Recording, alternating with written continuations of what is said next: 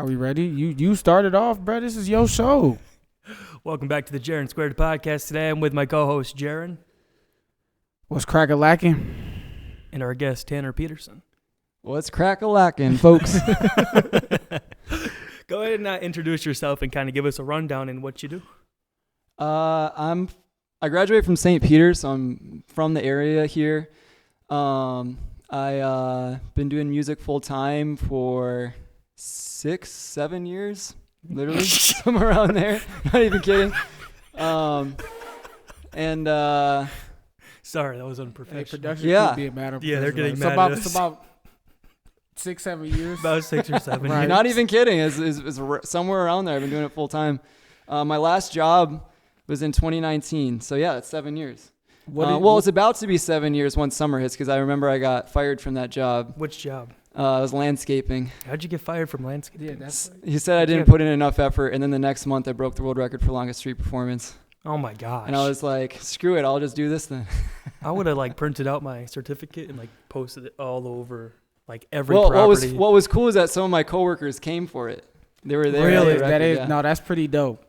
That is pretty So dope. that's one of your, would you say, That was my bigger way of being accomplishments? like, I'm not having a job ever again. I love that. This I dude's really do. happy, bro. This I dude's know. living everybody the life we all want to live, man. No How many- job, bro. How many performances was that? Do you know the number? How many performances? Yeah. I wrote out a set list of 200 songs.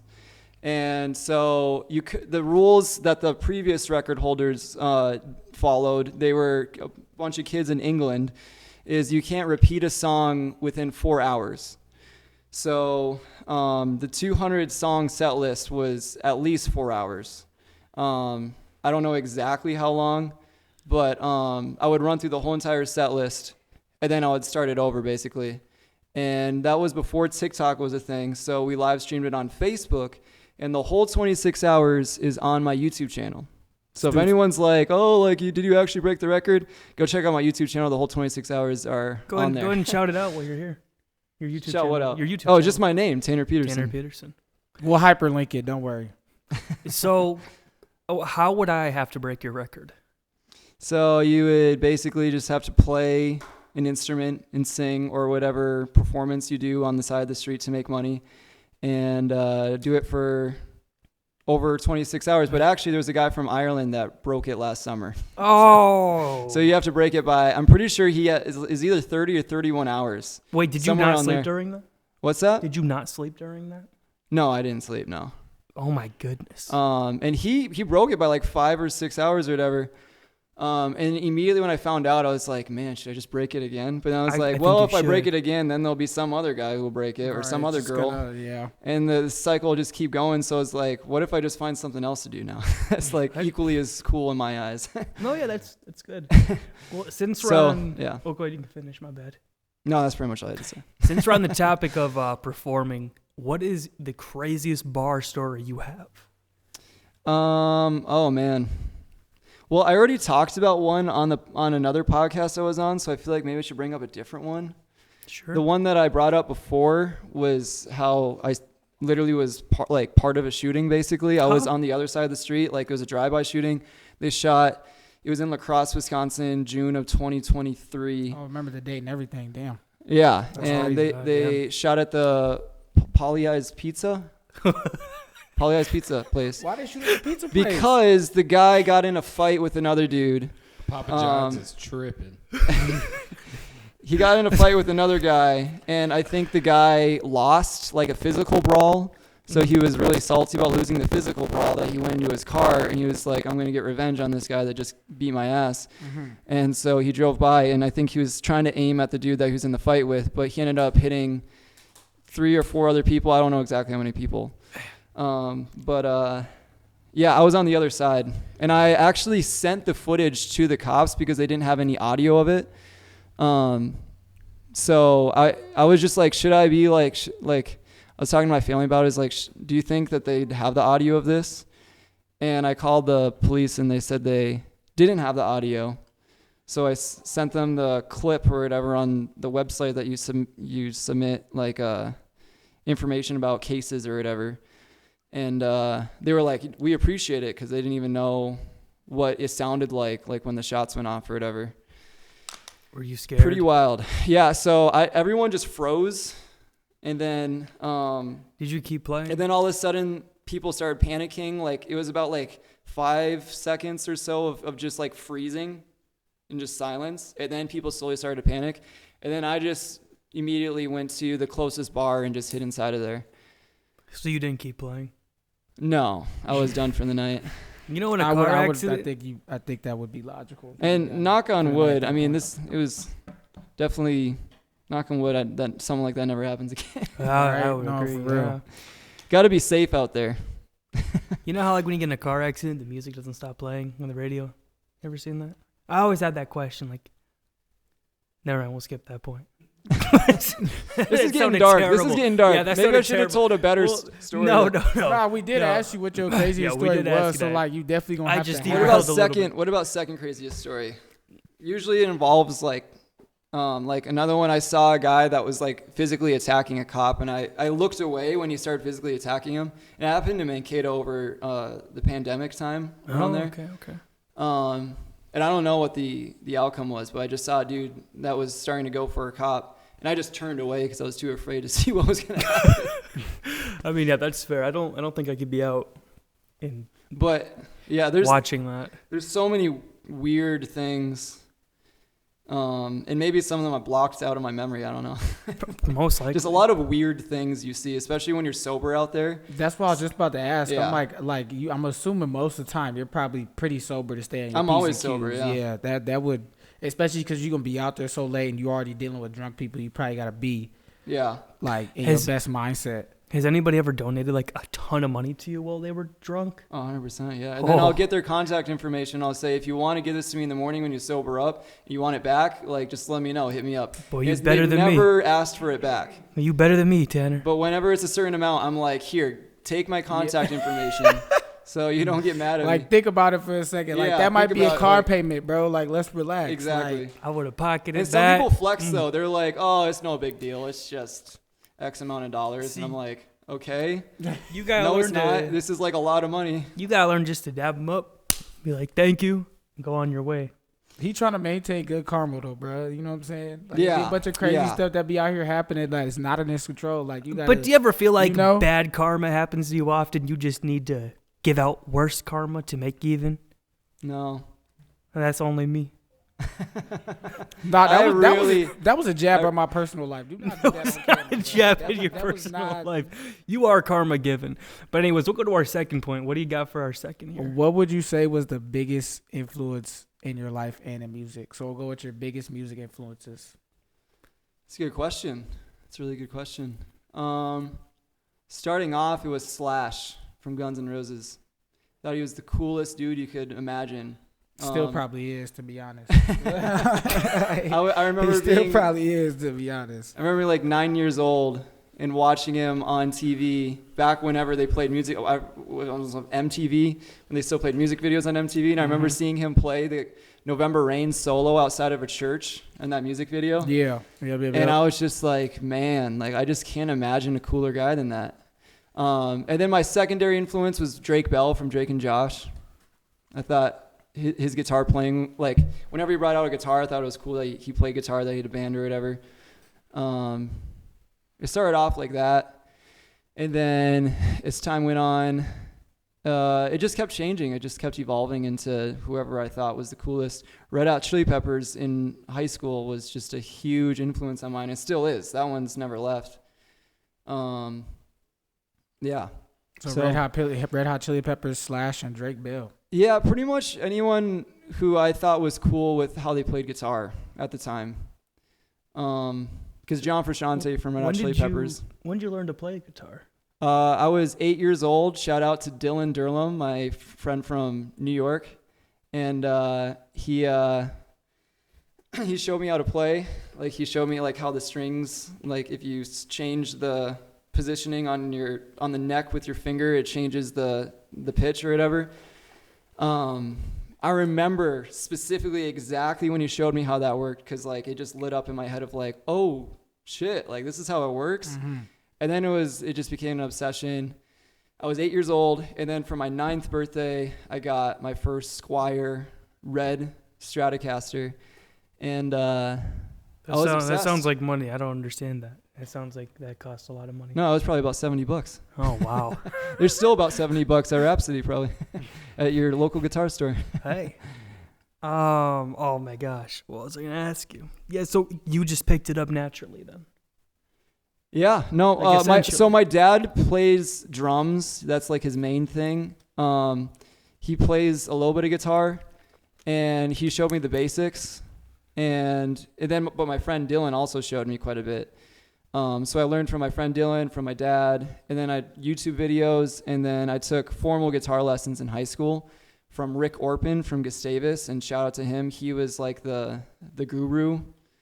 He's an amazing guitar player. And I don't know what he's up to nowadays. I'm sure he's retired. He's very old. He looks like Gandalf or Dumbledore, and he just rips it on guitar. That's kind of how Cody It was looks so to me too. cool. It was like the most. I remember there were some summers I'd take lessons from him, and that was the thing I looked forward to the most, like during the summertime. Was just hanging out with Rick Orpin and learning from the master. Yeah, no, for sure. Like I said, Cody kind of looks like Gandalf to me, but Lord of the Tings, you know what I'm saying? Lord of the Tings.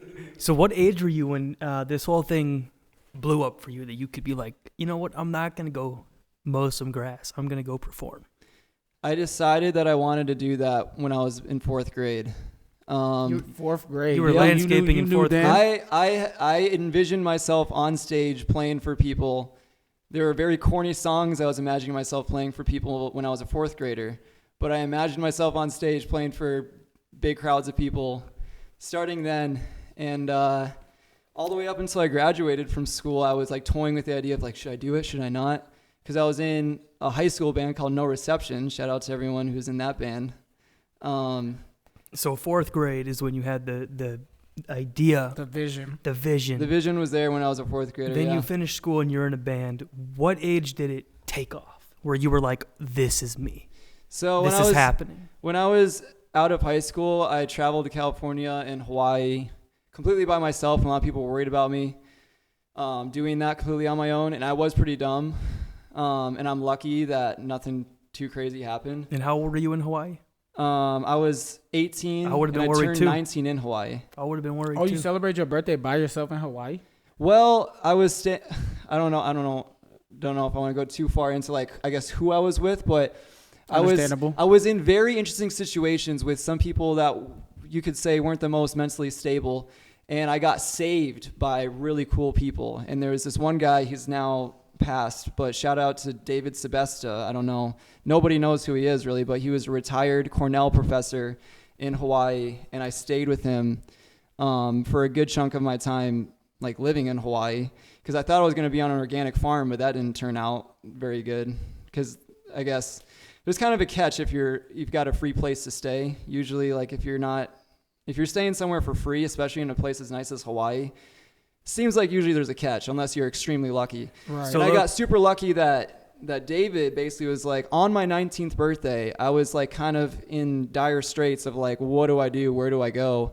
And David Sebesta took me out for vegan pizza on my 19th birthday and said, well, if you need to figure out like a place to stay, you can just crash on my couch up until you figure it out. And then I basically ended up staying with him the rest of the time I was in Hawaii. So you go to Hawaii at 18. You're with a not the best group of people. You turn 19, and David comes out and saves you essentially. Yeah, and he was a musician too, and we would jam, and he would just show me like the cool places. He went out dancing, like he was super into jazz nights on Monday nights at the Kukuau studio.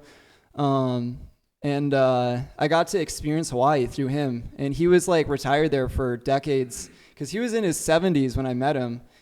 And I was planning on seeing him again. Like I would come back and visit him every time I went back to Hawaii.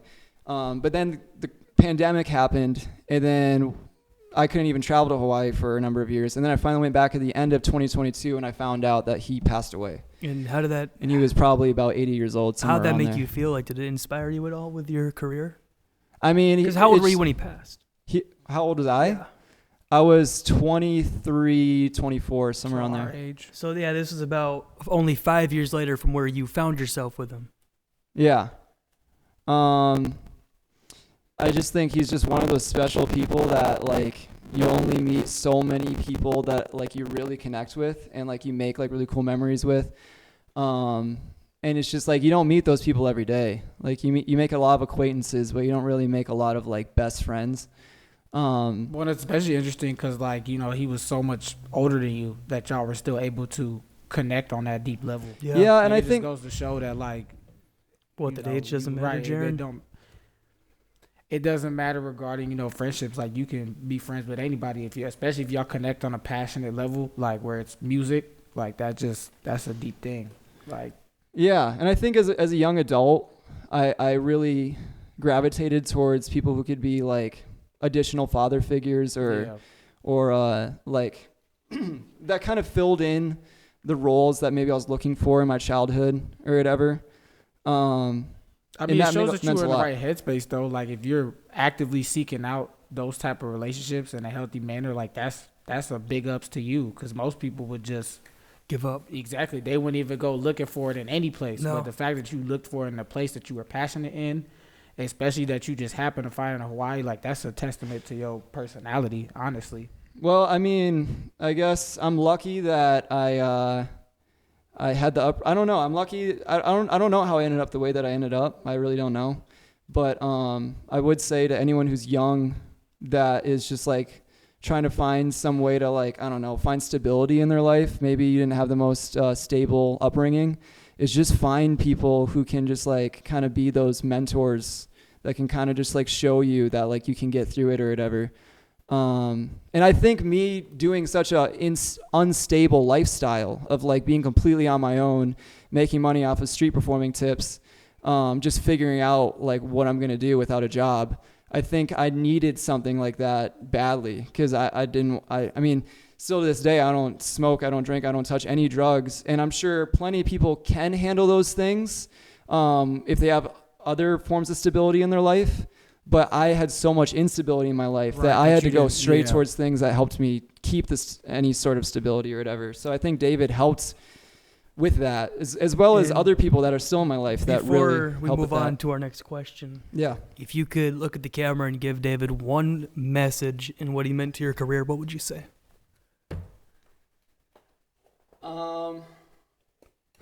Wow. I would say... Because I'm only asking you, I mean, like, wait, what was the question? Say it again exactly. If you could look into the camera and give David one message or one thing you could tell him, what would you say to him? One thing I would tell him? Mm-hmm. To where you are now, like, what would you tell him if you were watching? If he was watching, I would say, like, I'd love to hang out with you again.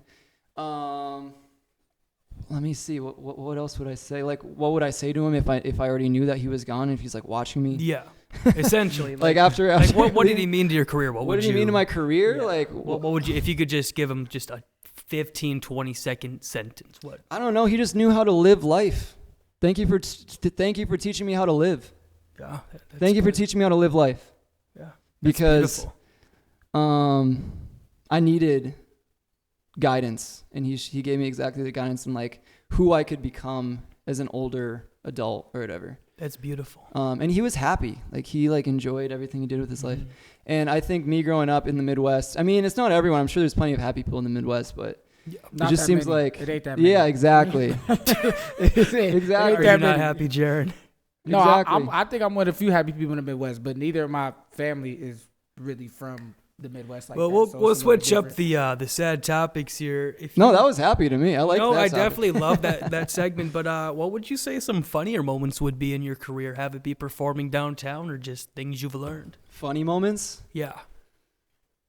I've just had really random people message me stuff or even say stuff to me in person that I'm guessing is drug induced or something. Or alcohol induced. Or both. I mean, it is, we in Mankato, so. I don't know if this is even good to say on a podcast. Can we edit it out if we just... Yeah, if it's out of pocket, we can edit it out. Just go ahead and... There was one night, there was just a packet that was just filled with... Wow. That was in my guitar case. Wow. And I figured it was an accident that it fell in there. Maybe. Is this like incriminating to say? Like, No, we'll bleep out. It wasn't me. You didn't buy it. I didn't. It just ended up there. It just ended up there. I didn't do anything with it. It's incriminating. I think it just we'll get Connor to edit that part out. but not the whole part, but just bleep out the word that yeah, bro, was. like, How do you think you made it that 26 hours, bro? It's funny. I actually have some right here. We actually have that same bag. Every time I bring this in, it has a new stain. What do you think it is? You think it's a burger stain again? I wish I could tell you, bro. I could tell you it's not a burger. But It might be a we have the next question. Now we got to bleep that out too. You're making Connor work. What artist, dead or alive, would you want to work with if you could? One-time feature. I mean, it probably sounds corny to say Jimi Hendrix, because I feel like that's what most people would say. I mean, Jimi Hendrix, Bob Marley. Bob Marley would be sick. I don't think neither of those are really corny. I mean, it just seems like a cliche answer, but it's cliche answer for a reason, I feel like. Who's Bob Marley's nephew? What's his name? Well, there's so many Marleys. 25 No, the one There's that's so been many putting Marleys. out music like pretty. There's Ziggy Marley, Damian Marley. Oh my gosh. Those are his kids, though. You talking about his nephew, bro? Yeah, I thought it was his nephew. Bro, I don't know. 35 people in that family. You tell me he was getting busy, wasn't he? He was. He was Definitely getting busy. But I don't think Jimi Hendrix or Bob Marley are bad answers. I just think Jimi Hendrix is the GOAT guitarist. So I don't think it's. Yeah, and I like Kurt Cobain, but I don't know if I'd want to collaborate with him. I just feel like it'd be depressing. Like, I don't know. I struggle watching interviews with him because it depresses me. I think he's a great dude, and I love the shit out of him. Yeah, I love Kurt too. I just think it'd be depressing hanging out with him. I feel like I would be drained. I'd be like wanting to be like, dude. Yeah, no, I know. But it would be nice to just. Would you ever work with Frank Ocean? I do really like Frank Ocean. I don't know if I would be the right type of person to collaborate with him, but I do highly enjoy his music. We just need him back. Yeah, I don't know why he's gone so quiet. Nobody knows. I think his brother died. Nobody knows. I think that's why. But I don't know. Frank Ocean's just. But with the Kurt Cobain thing, like, it would be nice to just kind of see like his creative process. Like, how did you channel that much sadness in your music? Like. Well, I mean, I think the sadness had a lot to do with it. You know, I think that's what I'm saying. It was real, but I'm like, how do you? I don't know. It's just. That'd be crazy to see. Yeah. Fly's going to kill me. But I don't think Jimi Hendrix. I think Jimi Hendrix and Bob Marley. I think Jimi Hendrix would be the one that would blow my mind. For sure. Where I'd be like, okay, like this guy. Yeah. I don't know if he like created that whole mystique to himself, but he sure succeeded at it. I would be like, what does this guy know that nobody else knows? Like, this guy is like, I don't know what he knows that we don't, but he knows something or whatever. Like, musically, that's just beautiful. Yeah, just genius or crazy. Or I think it was Kanye that said he made that All Along the Watchtower was the greatest song of all time. Well, wasn't it Bob Dylan that wrote that? I think it was Bob Dylan that wrote it. It was Bob Dylan, but he said Jimi Hendrix's version was the greatest song of all time. No, I do. But agree. It was originally Bob Dylan, but it was crazy. Jimi Hendrix did make it great. Yeah, he did make it what it was. Bob Dylan, I feel like, did a lot of layups where he like was like, okay, I'm gonna write, because I think Bob Dylan wrote Wagon Wheel. Yeah. There's been a lot of people knocking on heaven's door. Yeah, that was Bob Dylan. He did a lot of layups where he was like, crazy. Okay, here's the song, guys. Someone go do something with the epic. Right. Bob Dylan's great too. I really like Bob Dylan. He's a big from influence. Minnesota? Yep, from Minnesota. That's what I thought. Well, he's from Duluth, right? Yep. I think. Hibbing. Like Hibbing in Duluth. He went to high school with my grandma. That's crazy. Damn. Was your grandma ever? Nah, he wasn't. Huh? He was older than her, but she was like, nah, he wasn't in school like that. Of course he wasn't in school. That makes What are you trying to ask him about his grandma? I'm just saying if Granny was ever feeling Bob Dylan, that's all I'm saying. Getting a little active with Bob Dylan? I ain't say active. I just say if she was feeling Bob. He was a scary dude. You know, he wore a leather jacket. You kind of look like Bob Dylan. Who else do I look like, bro? Bob Dylan. He looks like Gandalf and Bob Dylan. Gandalf and Bob Dylan. You give Cody a sick beard, he's gonna look like Gandalf. I promise you. You got another question? Yeah. What was the thing you didn't think was going to be as easy or / hard when going into the music business? As easy or hard? Yeah. Like, what was something that like, oh, this is a lot easier than I thought it would be, or oh, this is a lot harder than I thought it would be? These are good questions. You're making you think. Sorry. I feel like busking, I didn't realize how easy that was going to be for me. Because all I really had to do was just play publicly and like, bam, I'm in business. That's always been easy for me because I was playing music before then. And I think I'm extroverted. I think a lot of music artists, they want to busk, but they're just like too introverted or something, where they just don't want to put themselves in those situations. I feel like I just threw myself into the chaos of like nightlife bars. Right. And I just got desensitized to it. And I don't mind the crazy stories as long as I just stay physically good, knock on wood. I don't mind. I guess I'm kind of used to chaos. I feel like I kind of always been a little bit like addicted to chaos. So I didn't mind the environment. I felt like I could handle it.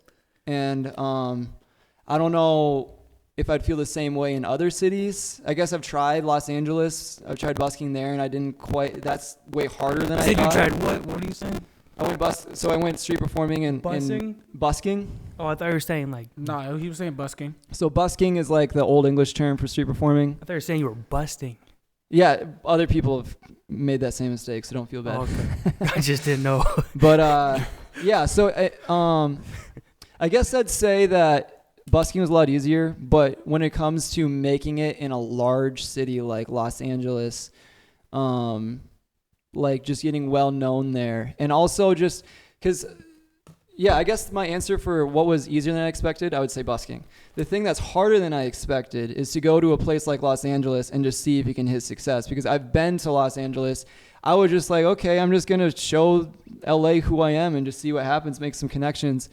And like, I just realized that like that culture there is just so dog eat dog, superficial, unless you already have something going for you. Like, it's just hard to find anyone who is willing to take a bet on you, unless you already have something going.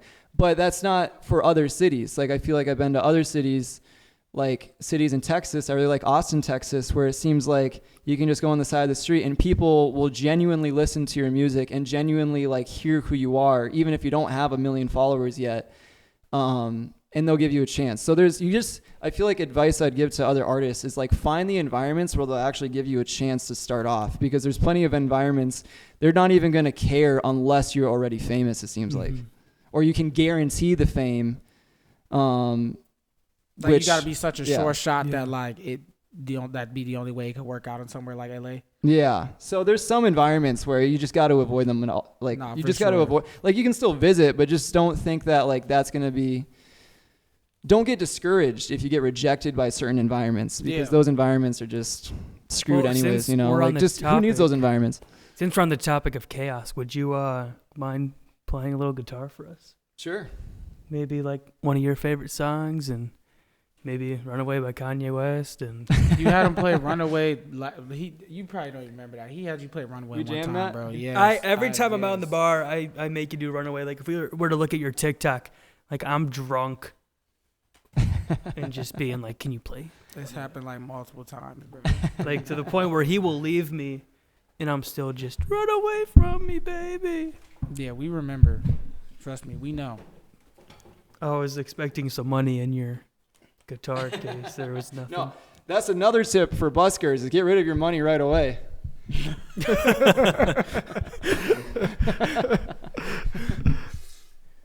So we try to make sure we maintain that physical health. You're going to have to get rid of that money, you know? So you'll get robbed or nothing, beat up, something. Don't let anyone catch you with the money. Just get rid of it. So just for the sake of time, if you want to do like 30, 45 seconds of, like I said, your favorite song to play. Like original? Yeah. It could be anything. Do one that you made, and we can go on from there. This is a pretty unique podcast, so, I mean, I'd love to take advantage of it. Do you guys know any of my original songs? No. Okay, well, I'll play this one then. Yeah. Let's hear it. Is the audio good if we just play like this? Yeah, if you must just a little bit closer if you can. All right, if someone didn't know anything about me, they wanted to hear a song by me, I would play them this song first.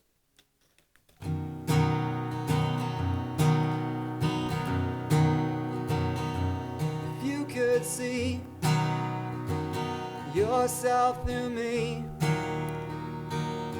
all the beauty that lies inside your lies, losing my soul just don't know how to find my home. Your silence is making me cry. It's easy for my mind to find a light, but I'm losing control. Just feeling alone. It's taking its toll, need to let it go. Yada yada yada yada yada yada yada. Yada yada yada yada yada yada yada. I know he said 30-40 seconds, so. Man, No, that was perfect. beautiful. That was perfect. That was gorgeous. Excuse my French. That shit was fire. That was though. I ain't gonna beautiful. lie. That made me tear up a little bit.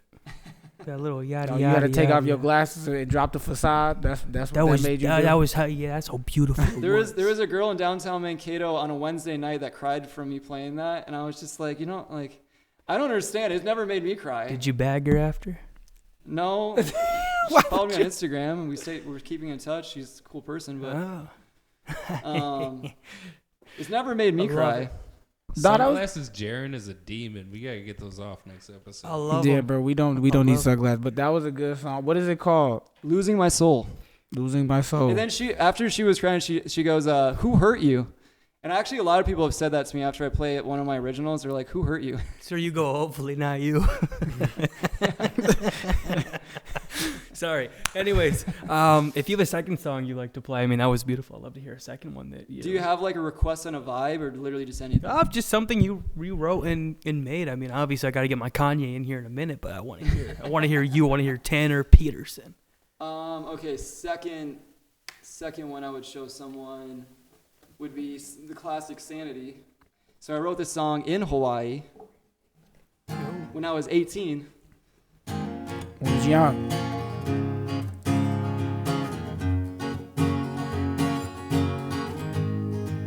Pick it apart from the rhythm reset. Pick yourself and don't you regret. These faces are a temporary pain. Follow my heart, one day I'll show you. Right the start, I knew I'd ascend. In all we go through, love will remain. Voice my mind, I heard what it said. Tell me how I'm stuck in my head and running in circles. Can you hear the wolf howling and see me? Little pig without a house to relieve the fear that approaches.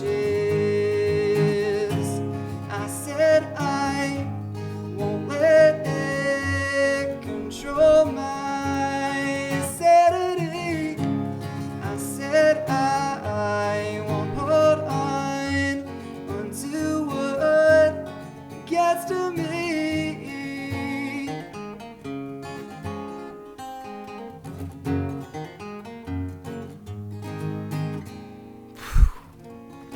That is your first chorus. That is beautiful. Good. That was pretty good. I'm not gonna lie. That is really good.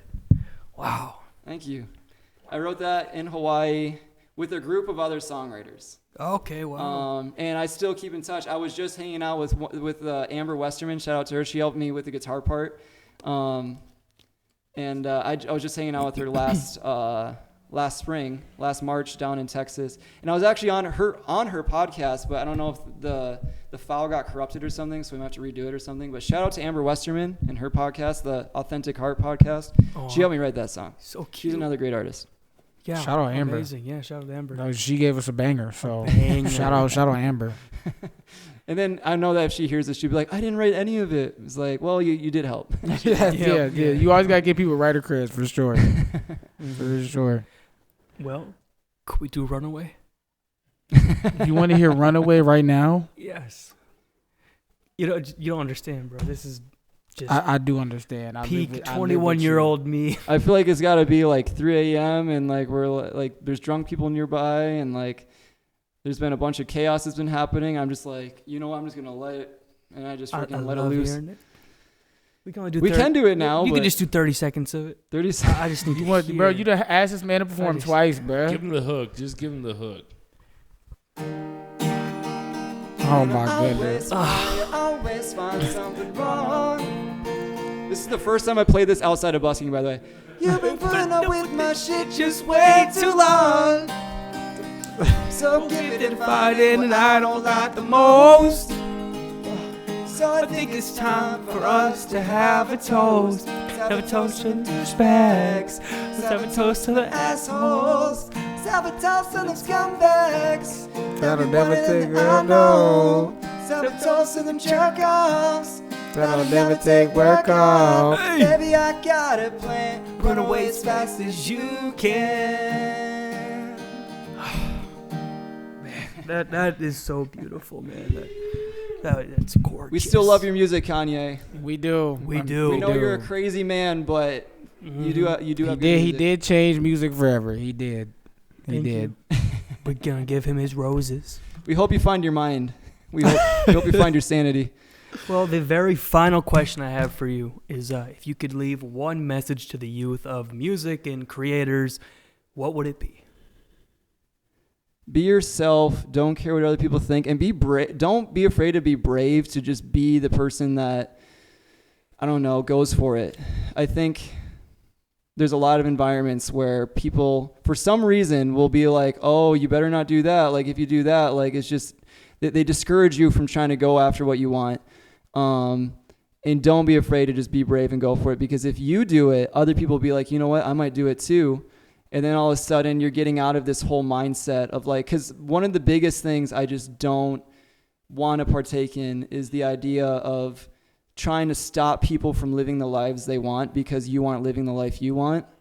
I think we all are able to live the life that we want, and nobody else succeeding is going to stop you from it either. So like the more you gas others up, the more that you'll get gassed up yourself. And just stay around the right people. Just don't be around people who are going to try to tear you down. And just protect that. I mean, it sounds corny, but no, heavy on the protector energy. Yeah. No, heavy on the protector energy. Do that. Heavy on that. You want to give us a little outro song? A little outro beat? Been a great guest, by the way. Thanks for coming on to the we're actually about to wrap it up. Thank you for having me. Bro, what do you want to end it on? Oh, just a little outro. Closing time. Why am I blanking on my songs? Closing time. I don't know the rest. I guess this is the latest one. This is more of a just like I wrote this right outside of Zaz Pizza with Richie. Shout out Richie. Shout out to Richie. Shout out He just Richie, graduated from MSU. We wrote it on the spot right outside of Zaz Pizza. He helped me write it. And this is my latest song now. So shout out to Richie.